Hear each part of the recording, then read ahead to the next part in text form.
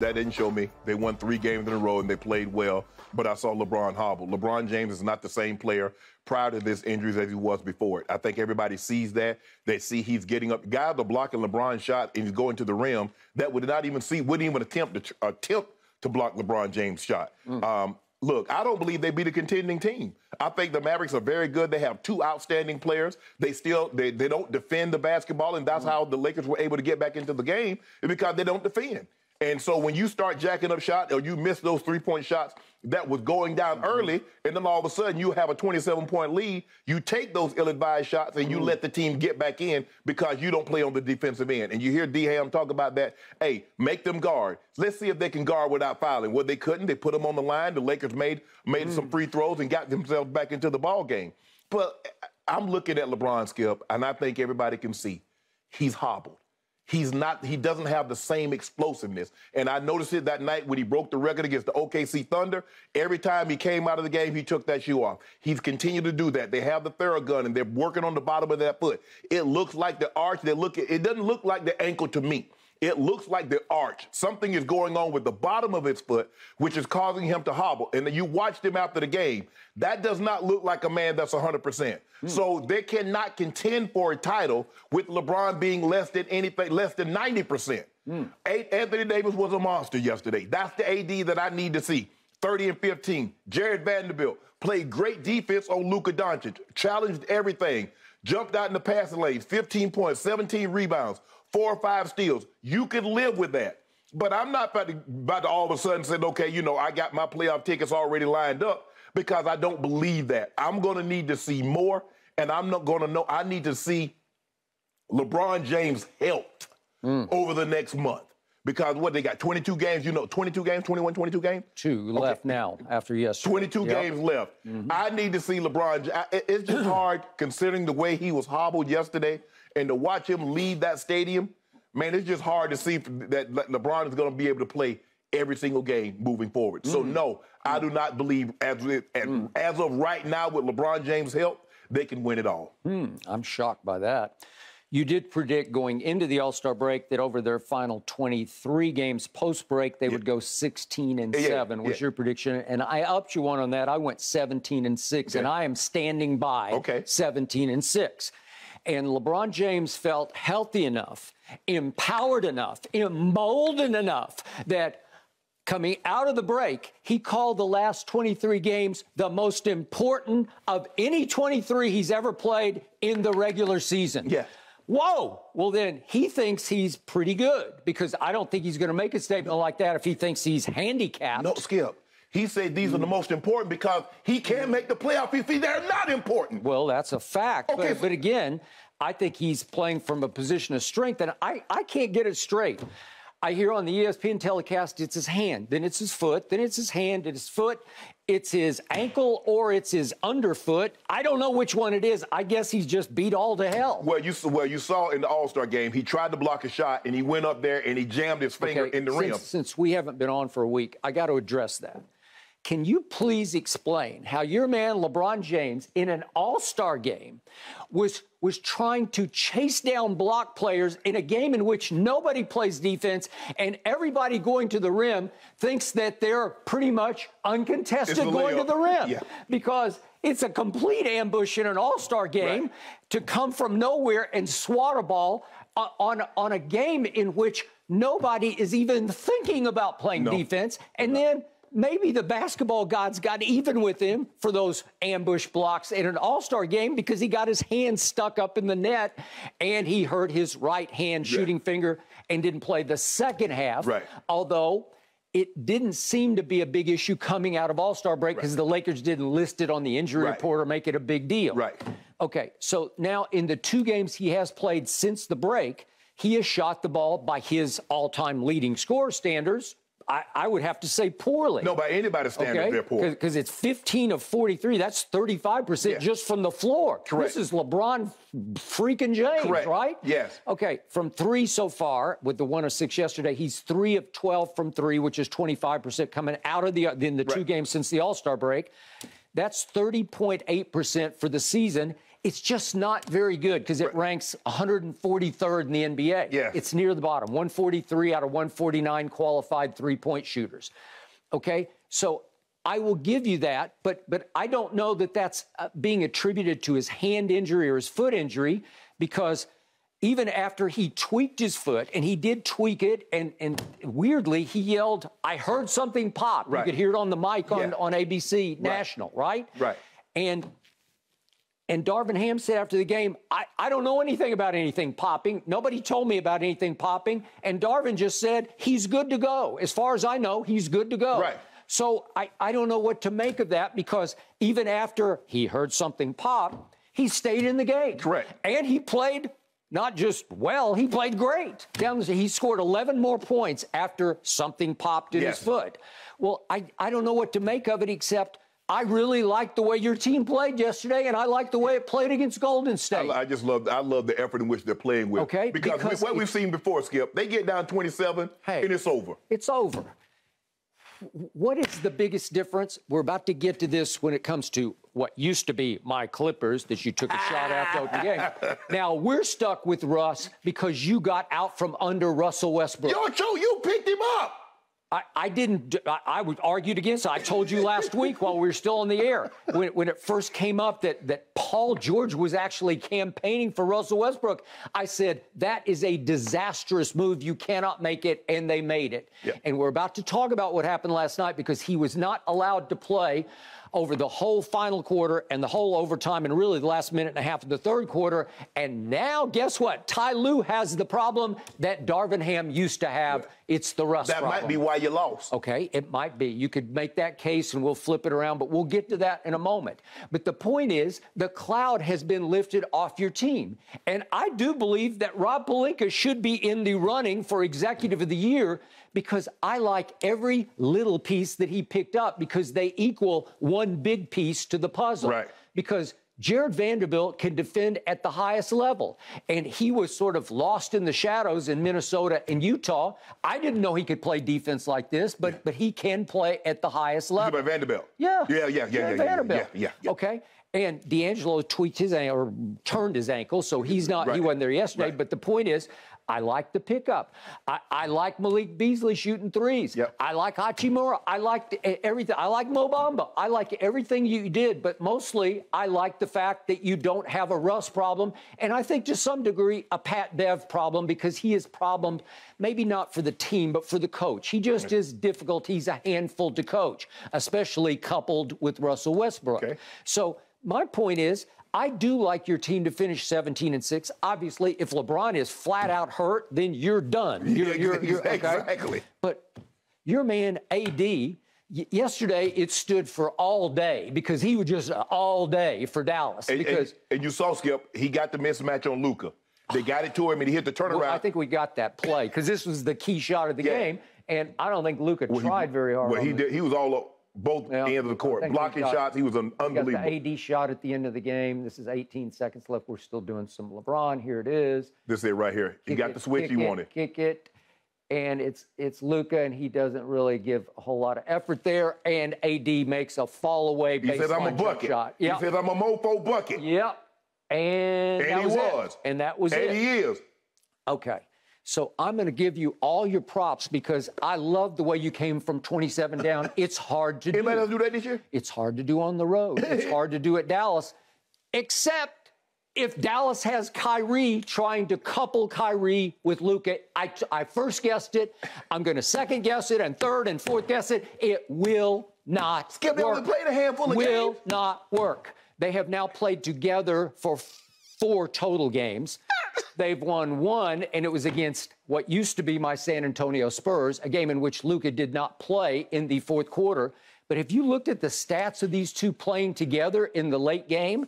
Have you looked at what's been happening when they play together? It is horrendous, because Luka is pouting. When they play together in fourth quarters and overtime, that's actually 3 of the games they've actually played together. Would you believe Luka's taken a grand total of 10 shots to Kyrie's 33 shots? So Luka's saying, well, you do it. They went and got you because you're supposed to be the new closer. You close.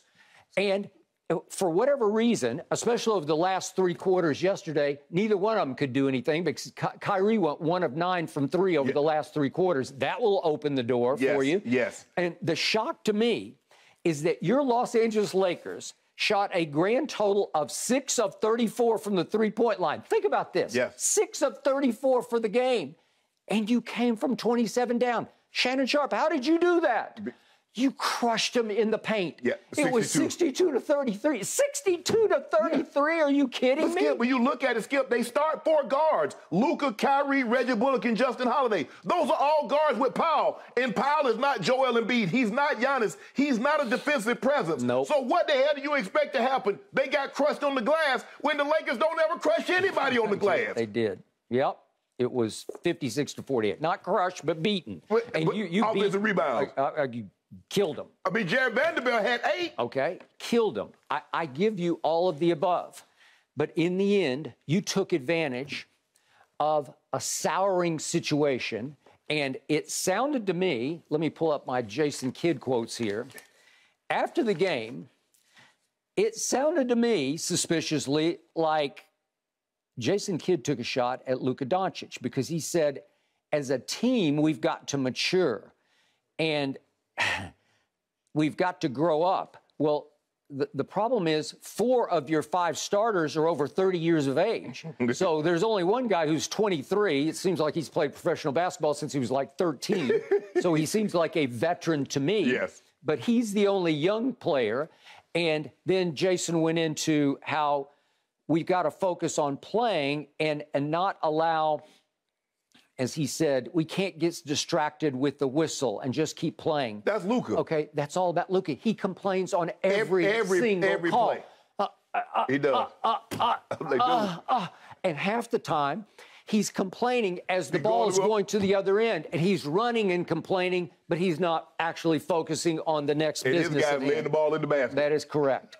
And it is driving Jason Kidd crazy just the way it drove Rick Carlisle crazy. And Rick Carlisle got fired because he was clashing with Luka. Right. Well, it sounds like Jay Kidd is starting to clash with Luka, maybe not overtly, but sort of behind the scenes.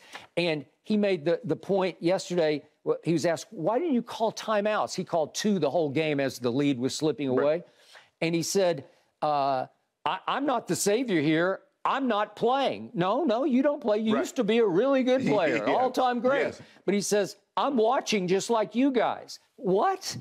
That sounds like a coach who's just throwing up his hands saying, okay, you guys do it. Right. If you won't listen to me and you keep arguing every call, you keep pouting about every call, it's your fault. Yeah, he's like, look, when I call timeout, I said, guys, we got to play through the whistle. We just got to play basketball. The officials are going to do what they're going to do, but we just have to take care of our business. He says, I call timeout, and I relay that to them. They don't listen. So why the hell am I going to keep calling timeouts? They're going to do what they want to do anyway, so they figure they know more than I do. Let them figure it out.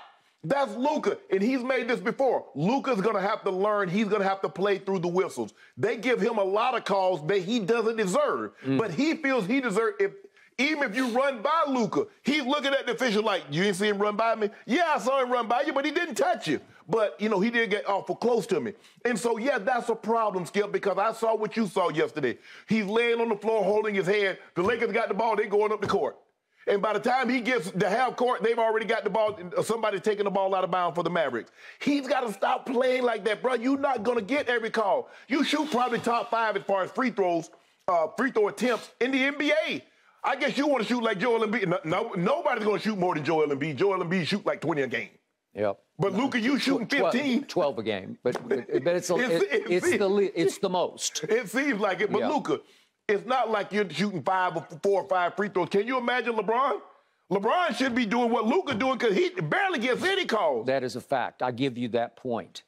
So my biggest takeaway watching your team yesterday, LeBron and Anthony Davis are not a good fit. They're an all-time great fit because they don't do the same thing. Correct. And they love each other. They're very deeply connected off the floor because obviously LeBron said, I got to go get him. And it was up to Clutch to go get him out of New Orleans and get him to L.A. Yes.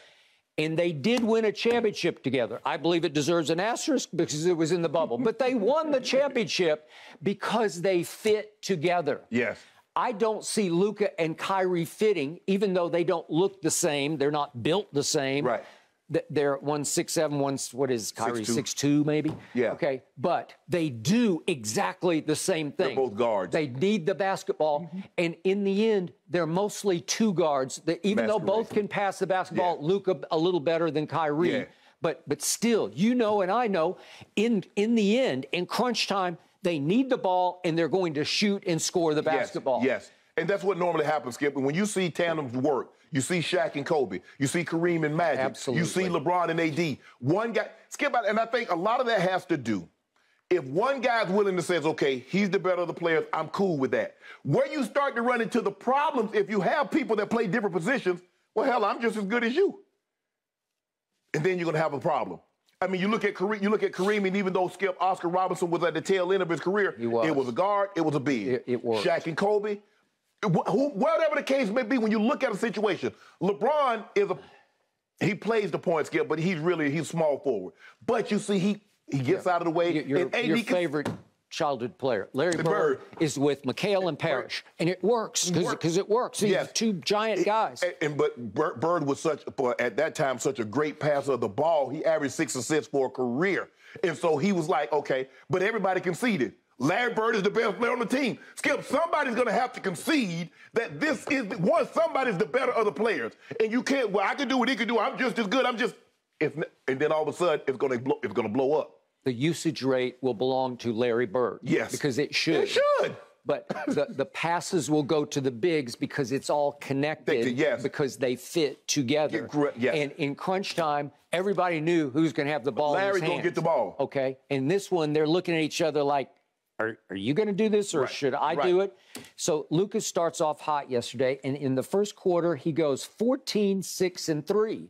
Well, then the rest of the way, he was extremely quiet. He went 5 of 14 the rest of the way. And again, if Kyrie doesn't shoot 1 of 9, maybe they hang on. But the rest of the way, he goes 5 of 14. He only shoots 1 free throw the whole rest of the game with 5 turnovers. Right. That's how you blow a 27-point lead. Yes. Because you shrink and disappear. Yep. Okay, so then it comes down to a fateful play that occurred right after the shot of shots that was made by Anthony over Luka on the baseline. Right. Well, then they call timeout, so they get to inbound the ball from midcourt. Right. And what happens? Luka makes a boneheaded play because he forgets if Kyrie passes him the basketball in the backcourt, which he did, you can get this. You don't have to throw it back in like it's going to be backcourt. You can go get the ball. I think he thought he touched it or something. Okay, well, he said after the game, I screwed up. You know, he took the fall for it. Maybe he thought it was touched. Yeah, I think he thought he touched it. Yeah, but little did he know he could just go back there and get it. If you touch it, you can still go get it. There's no backcourt on that mid-court inbounds play.